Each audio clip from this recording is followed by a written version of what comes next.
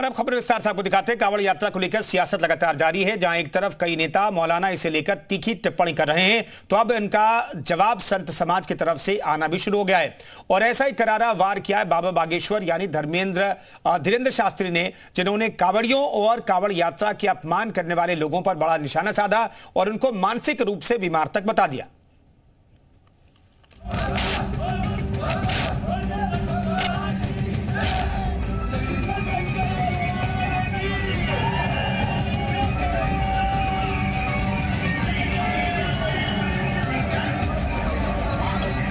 धर्म की आड़ में धार्मिक ब्लैकमेल करके ये सब हरकतें कर रहे हैं। किसी ने ये राइट दिया इनको कि ढाबों की चेकिंग करें?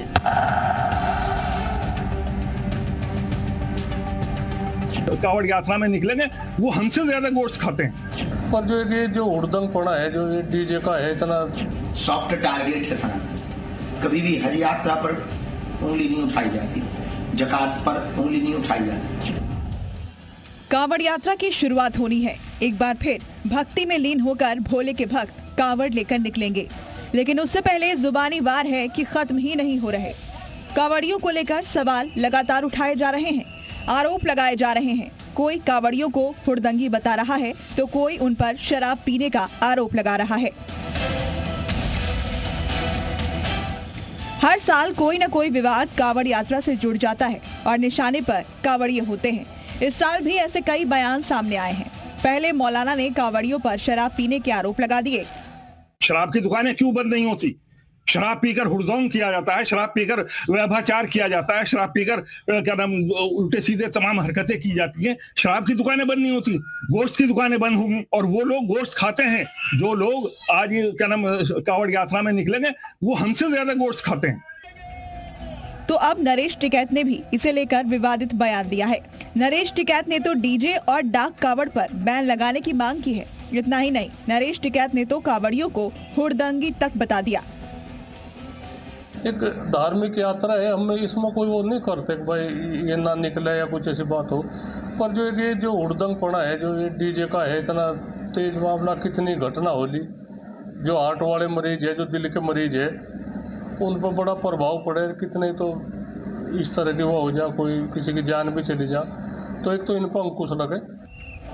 वहीं बार बार हर साल कांवड़ियों पर की जाने वाली इस टिप्पणी पर बागेश्वर धाम के पीठाधीश्वर धीरेंद्र शास्त्री भड़क गए और इन्हें करारा जवाब दे डाला है। धीरेंद्र शास्त्री ने कहा कि हज यात्रा और रोजे पर उंगली क्यों नहीं उठाई जाती। सनातन पर टीका टिप्पणी करना बड़ा सरल हो गया है। सॉफ्ट टारगेट है सनातन। कभी भी हज यात्रा पर उंगली नहीं उठाई जाती, जकात पर उंगली नहीं उठाई जाती, रोजा पर उंगली नहीं उठाई जाती।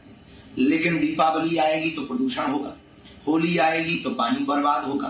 फिर भी इसके बाद सनातन धर्म के ऊपर उंगली उठाना, इससे ये सिद्ध होता है कि सनातन धर्म को सॉफ्ट टारगेट बनाया गया। धीरेंद्र शास्त्री ने यह भी कहा कि ये सभी बयान सनातन के खिलाफ साजिश के तहत दिए जाते हैं। सनातन धर्म से लोगों की आस्था उठे, सनातन में आपस में विद्रोह उत्पन्न हो, इसलिए बार बार टीका टिप्पणियां भगवानों के ऊपर, कभी मंदिरों के ऊपर, कभी त्योहारों के ऊपर, कभी सनातन की परंपरा के ऊपर की जाती हैं। अब कांवड़ यात्रा पर जो उंगली उठा रहे हैं, हमको तो लगता है निश्चित रूप से उनको मानसिक बीमारी है और वो विक्षिप्त है। कांवड़ यात्रा भगवान महादेव के प्रति श्रद्धा का प्रतीक है। अब कोई कैसे जा रहा वो उसकी निजी आस्था है। यदि वो अभी कांवड़ पर बोलेंगे और कल के दिन हम आपके ऊपर बोलेंगे तो आपको फिर बड़ी मिर्ची लगेगी। इसलिए उनके जितने भी विशिष्ट धर्मगुरु हैं, ऐसे मौलाना के खिलाफ में तत्क्षण एक फतवा जारी होना चाहिए। दरअसल शिव भक्तों को बदनाम करना अब सियासत का नया टूल बन चुका है। हर सावन में नया नैरेटिव चलाना एक तय एजेंडा बन चुका है और शिव भक्तों की आस्था को बार बार सस्ती राजनीति का शिकार बनाया जाता है। यही वजह है कि अब इन्हें संतों ने जवाब देना शुरू कर दिया है। सवाल सिर्फ कांवड़ियों पर ही नहीं, बल्कि कांवड़ियों की सुविधा के लिए बनाए गए नियमों पर भी उठाए जा रहे हैं। किसी ने ये राइट दिया इनको कि ढाबों की चेकिंग करें? ये किसी ने इनको ये राइट दिया कि लोगों की पैंटें उतरवाएं? क्या इनमें और उन आतंकवादियों में कोई फर्क है? भक्ति में सरोवर जो लोग आते हैं उनकी सेवा के अंदर सब लोग लगे रहते हैं। वो पूरा मुस्लिम बाहुल क्षेत्रों से गुजरते हैं, मुसलमान भी तमाम खड़े होकर के उनकी सेवा करने का काम करते हैं। इनको इससे भी परेशानी होती है। 10 साल पहले इन जगहों पर कुछ नहीं होता था। पीसफुली सब कांवड़ यात्रा जाते थे। अब ये क्यों हो रहा? ये पहली बार नहीं है जब कांवड़ियों को लेकर ऐसी सियासत की जा रही है। पिछले साल भी इसे लेकर सवाल उठाए गए थे और सीएम योगी ने कड़े शब्दों में इसका जवाब भी दिया था। कुछ लोग कह रहे थे कि साहब ये डीजे नहीं बजना चाहिए, और कुछ लोग कहते थे घंटा और शंख से कुछ लोगों को परेशानी होती है।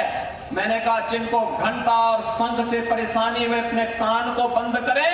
कांवड़ यात्रा में डीजे भी बजेगा, शंख भी बजेगा, घंटा भी बजेगा, घड़ियाल भी बजेगा और धूम धड़ाके के साथ कांवड़ यात्रा यूपी के अंदर निकलेगी। इस साल भी बयानबाजी चाहे जैसी हो, सियासत चाहे जितनी कर ली जाए, लेकिन यूपी में कांवड़ यात्रा को धूमधाम से मनाने की तैयारी की जा चुकी है और जो कांवड़ियों पर सवाल उठा रहे हैं उनको जवाब भी संत समाज लगातार दे रहा है। ब्यूरो रिपोर्ट, जी मीडिया।